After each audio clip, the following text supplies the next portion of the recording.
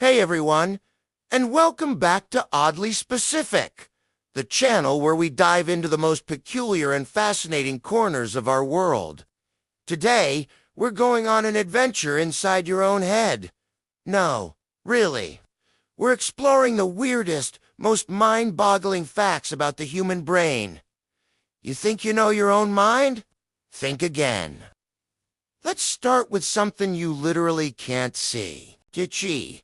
No, you have a blind spot in each eye. It's the point where your optic nerve connects to your retina, and there are no photoreceptor cells there. So, why isn't there a permanent black hole in your vision? Because your brain is a master of deception. It takes the information from your other eye and the surrounding area and just ... fills in the gap. It's like a built-in Photoshop. Could constantly patching up reality so you perceive a complete picture. It's happening right now, and you don't even notice. Spooky, right? Speaking of visual trickery, let's talk about saccadic masking. Your eyes are constantly darting around. These quick movements are called saccades. While your eyes are in motion, you're technically blind. Your brain just turns off your vision for a split second to prevent motion blur. Imagine watching a movie made of blurry, shaky frames. That would be your life without saccadic masking.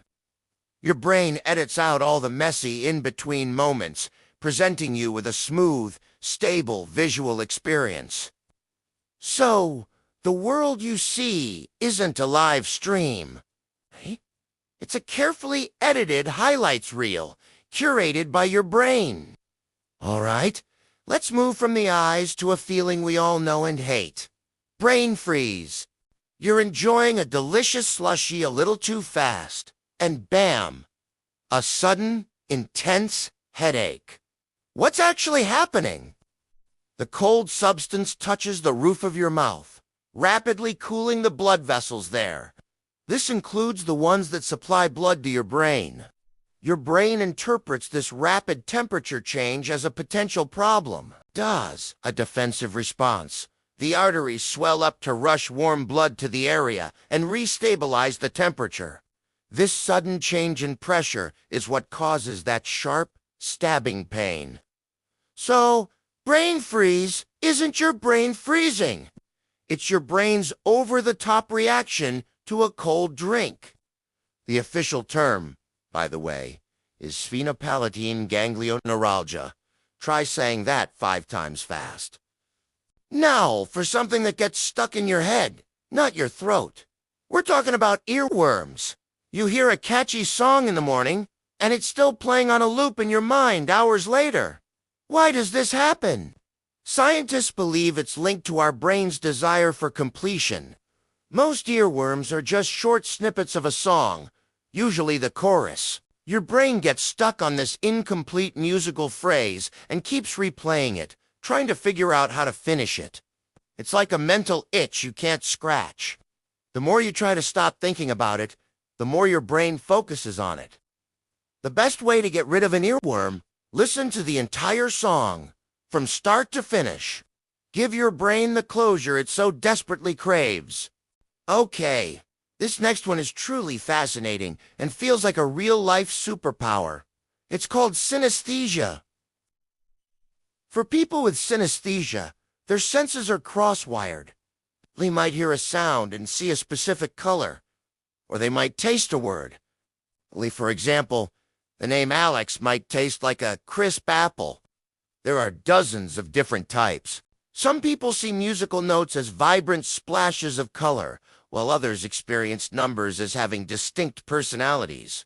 It's not a disorder. It's just a different way of perceiving the world.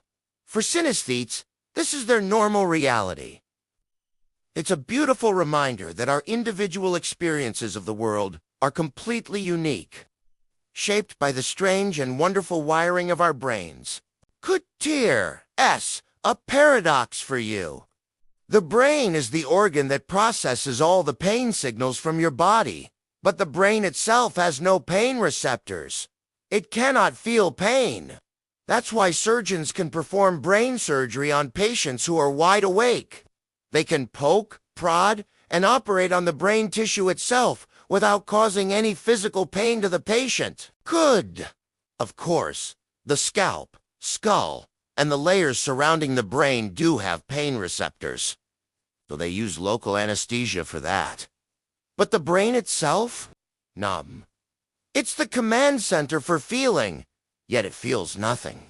It's the ultimate puppet master, pulling the strings of sensation without ever being touched by them itself. Finally, let us talk about a process that sounds a bit scary, but is absolutely essential for learning and growing. It's called synaptic pruning. When you're a baby, your brain creates trillions of connections, or synapses, far more than you'll ever need. It's like building a massive, tangled road network without a map. As you grow and learn, your brain starts to figure out which connections are useful and which ones aren't. Okay, the pathways you use frequently, like those for language, motor skills, or memories, get stronger and more efficient. The ones you don't use, they get pruned away. It's a classic use it or lose it scenario. This process clears out the clutter, making your brain a much more streamlined and powerful machine. Chew. Forgetting things you haven't thought about in years isn't just a sign of a faulty memory. It's your brain actively optimizing itself. It's getting smarter by forgetting. So there you have it. Your brain fills in your blind spots, edits your vision, gives you a headache for eating ice cream too fast, gets songs stuck on a loop, and deletes its own connections to get smarter. It's a bizarre, counterintuitive, and absolutely incredible piece of biological machinery. We carry around this supercomputer in our heads, and it's running all these strange and complex programs in the background without us even knowing. It's a constant source of wonder. Thanks for joining me on this journey into the oddities of the human mind. Hope you learned something that made you go, huh, that's weird. Because learning about the world's strange details is what we're all about here. Stay curious, keep questioning, and if you enjoyed this deep dive into the brain, make sure to hit that subscribe button. We've got plenty more peculiar topics coming your way. Until next time, stay oddly specific.